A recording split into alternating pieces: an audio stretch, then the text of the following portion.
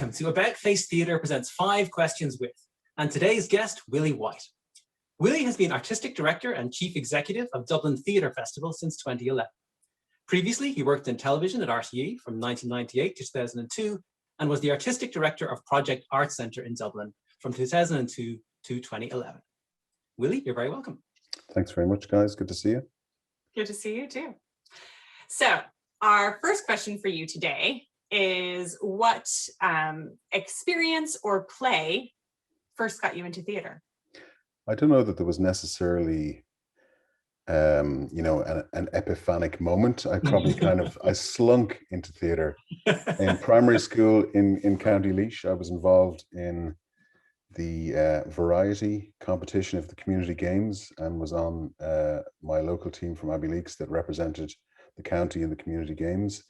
I was involved in school plays in secondary school. I had no idea that it was possible to study theatre at university. I was walking over to the science block someday in the late 1980s in UCD because I'd gotten a place in science. I didn't know what I was doing. And I met a sister of a friend of mine who told me about Dramsoc, and I went down and auditioned for a fresher show. So then I kind of hung around there for quite a bit, became auditor of Dramsoc, directed a few plays, that kind of thing. So, but in terms of, actually going, and actually one of the odd things about Dramsoc, because it was in the UCD campus, which is not in the city centre, was that I didn't go and see any theatre at all outside UCD except at student drama festivals until I've been in Dublin for quite a few years. Well, I went to see a show on the Gate. The father of a girlfriend of mine at the time brought me, and then I went to see, I was in Dublin for 4 years by the time I went to see Comedy Vers at the Abbey, and I went to see it because somebody I knew from Dramsoc, Aidan McCardle, was in it. Actually, no, sorry, not Comedy Vers. Aidan was in The Iceman Comet. I subsequently saw Comedy Vers. But, in terms of something that not so much got me into theatre, but kept me in theatre, or one of those kind of moments, was maybe something like seeing Donal McCann in The Steward of Christendom at the Gate in the mid-90s. That was the only time I ever saw him perform, and it was absolutely amazing. Or, as I've said many times, seeing Pina Bausch's work in Edinburgh in the mid-90s as well, and just having my mind opened to what performance could be. So it was a kind of a steady rot rather than some aha moment. I'm not, like lots of people know exactly what they want to do, and other people know the kind of things they're interested in, eventually find some way to do something like that. Yeah. That's fantastic. Well, great. So Willie, so you talked about, a couple of those kind of mind-opening play experiences. But what's a great play that you love, and why? I suppose because you gave me the questions in advance, I tried to think about this, and it's very hard to narrow it down to one single answer. Probably the first great play that I encountered that I had a good experience with was a production by Peter Stein of The Seagull at Edinburgh International Festival in 2003, I think it was. Cillian, and of course there's Druider are doing a version at Cool this summer, but in 2003 it was Cillian Murphy playing Constantine and Fiona Shaw playing his mother Arkadina. And I've seen only a handful of productions of Chekhov plays. We presented a Cherry Orchard by T.G. Stan a few years ago. So Ian Rickson's Uncle Vanya on the West End in, was it early 2020 or late 2019, with Toby Young as Vanya. So a great Seagull at Dublin Theatre Festival presented in the Cube, which if people know is a tiny space. But I saw a really good Three Sisters by Benedict Andrews in the Young Vic a few years ago. So if I think about Chekhov, it's something about that kind of melancholy, the fact that the subject matter is art, certainly in the Seagull, longing, societies in transition, new orders about to take over, cherry orchards going to be chopped down, tension between the classes, and just a kind of a vehicle for really kind of, I suppose, understated, humane performances of the kind that I like. That would have been something of what I remember of Donal McCann's just kind of unalloyed virtuosity as he played Thomas Dunn on the stage of the Gate. So yeah, if I had to give an answer, that'd be something like it. If you ask me tomorrow, it'll be something else. Great, we'll call you then. So can you tell us about a time in your theatrical life where you where things turned out differently than you had expected them to? Like almost always. I think being involved in making theatre in whatever way involves an awful lot of hope. I mean, maybe hope, optimism. You really don't know where you're going to end up when you start out, when people make something together, whatever the person's role is in it. And yeah, in a way, the kind of the unpredictability of it is great, but at the same time, yeah, often, almost always, maybe to a certain extent, doesn't work out. And that's the funny thing about it. You keep going back and you ask yourself why. You know, perfection is elusive. But, you know, I mean, you talked about, it makes me feel very old, but like, if, you know, let's say in the last 20 years, I mean, there've been countless disasters or failures or near misses or not quite what we hoped to be, that I've been responsible for in some way. Sometimes the consequences have been financial, sometimes they've been reputational, sometimes they've been interpersonal. But I think it's the kind of the hope. It's the hope that kills you. It's the hope that sustains you. Thankfully, no, I mean, thankfully, it's interesting as well when you think about what we've all come through in the last 15 months or so, and what's been an absolutely awful, bruising period.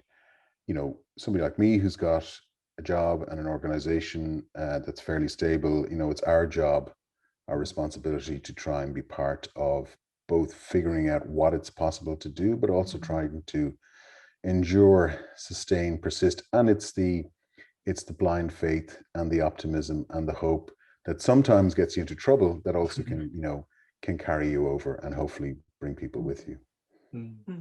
Absolutely. Great. So, okay, so Willie, so, you know, you've been, as you say, working in the theatre, having these adventures for 20 years. Longer, but I've been paid for it for about 20 years. So, with that all that experience, working the theatre, what keeps you coming back to the theatre? What moves you, excites you about theatre? I don't know. It's you know, the most exciting part of a performance for me is that moment. I mean, it's not special to me, but it's, if I think about it, it's that moment when, depending on the lighting design, but let's say when the lights go down and just before something starts, when anything could happen. I mean, obviously over the years, I've seen lots and lots of performances, and I feel really envious. I was talking to somebody the other day, a young person in their 20s he was talking about seeing a piece by Meet Warlock that we presented at the festival, and somebody then yesterday who saw Swan Lake, and I was thinking it would be so amazing if I saw a show like that when I was that age. And I probably did, but you know, too much, what is it? You become a little bit inured against that capacity for joy. So that kind of moment of optimism and possibility and excitement keeps me coming back. And, you know, theatre is really hard. And it's hard to get it right, but a lot of time people do really well. So like, it's not about abject failure or genius, it's the in-between that keeps you going. And, you know, something that's really important as well is, and what I've really missed, is that when you go to the theatre, if you work in the theatre, you go as part of a community. You know, there's no fourth wall. That's your community on stage. That's your community sitting around you. Even if you're not at an opening night with loads of colleagues, you know, that's the bit of it that I really enjoy, being part of a kind of an ongoing kind of a civic activity, a conversation, a practice. So that's what keeps me coming back. And, you know, that's why, you know, that's what I miss about streaming and stuff like that. It's just not the same. And with our own kind of endeavors in streaming in the festival, you know, for me, even if nobody watches it live, even if they all watch it afterwards, even if they pause and whatever, for me, that's the proposition, is that the crackle, the excitement, that moment of liveness where anything could happen. Often bad things happen, but often amazing things too. Yeah, excellent. So, you know, in the theater life, there's lots of skills and things that you develop, I'd say, over time. And so I'm just wondering if there's any, you know, skills that you've developed through working on theater that you found useful in the rest of your life too. Well, I mean, if I go all the way back to, it's interesting, I was on a call the other day where I heard that the LGs, which are the lower ground floor of the arts block in UCD, that were taken over by Dramsoc at some stage, and it's where I started off, I hear they're being redeveloped. They were never intended to be a performance space, but they're being redeveloped for something or other. I heard on the call the other day, which is exciting to hear. But if I think back to the days when we would come in early on a Sunday morning and get locked in for the day to try and make a set for whatever was our lunchtime or evening show, however crudely with inadequate materials, but that sense of making things together with people.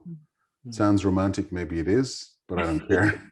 So, you know, and it comes back again to what I was saying about the kind of continuum of maker, manager, audience, performer.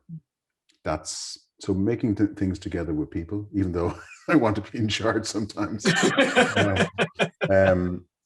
But yeah, and you know, there are people, it's a long time ago now, I still remember lots of it. And there are people, you know, all over the place who I'm still friends with and work with from that time. So, I mean, somebody else's thing might have been the mountaineering club, but mine was Dramsock, and that's where I learned working with people and trying to make that very unpredictable, fragile thing that is live performance happen. Yeah, Brilliant. lovely. Thank you. This has been so great. Thanks. It's been brilliant. So just as a bonus question, can you tell us anything about what you're working on at the moment? Well, what I and my colleagues are working on at the moment is Dublin Theatre Festival 2021. Surprise. Yes, surprise. And you know, things are looking up in recent days. We had been planning for a festival that's for up to 50 people indoors at 2 meters distance with masks, which is not a very attractive prospect, but that's what we thought might be possible when we were planning last autumn. It looks like that will be the case at least. It'll be a mostly Irish festival. And we've a lot of work that we couldn't present, that artists weren't able to make in 2020, more projects that were lined up for 21. All of our partners and the Abbey, the Gate, and the suburban venues too have work lined up. Optimum and the Plan at the moment is live because our tickets, because our capacities are going to be significantly reduced. In certain instances, we're going to add some streaming to broaden access and maybe to reach different audiences who can't get on a plane or who we can't fit in the theatre. So that's what we're working on, and I think that it'll be really, I mean, for the 6 weeks that theatres are open last year between August and September, I managed to see, I think, even then, right? So even then in August when I went to see I'm forgetting the name of the Kevin Barry show in Kilkenny at Kilkenny Arts Festival. It'll come to me, help me out here. What's it called? Pardon? No, I'm horrible with names. Book on the shelf and all. Anyway, it was amazing. And that was August, so we've only been in it for 5 months. And it was temperature checks and your glasses fogging up with masks and whatever. But it was, even then, to be back in the theatre was amazing. Then I got to see a few performances in the Fringe, but just before last year's theatre festival, Dublin went to level 5 and that was it. So I haven't been at, I saw there was a test performance in the Abbey in December of the Theatre for One pieces that we'd hoped to present, hoped to have in the festival last year, but that was it. But even then there was a screen. So I can't wait to be, I mean, I was in Smithfield Square the other day, Saturday night, and I passed by some traditional musicians who were having a session in front of the cobblestones, sitting on stools. Actually, they talked a lot more than they played because they were excited to see each other too.